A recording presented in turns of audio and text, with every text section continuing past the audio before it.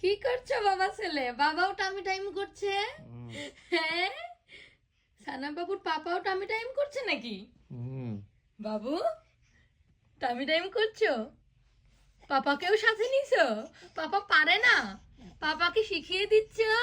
তুমি টিচার হয়ে গেছো? পাপা স্টুডেন্ট, পাপা পারছে না? পাপা ভালো পারছে না নাকি? তুমি ভালো পারো, আমার ছেলে বেশি ভালো পারে। সানা বাবুর পাপা তো পারেই না। দুইজন টামি টাইম করছে।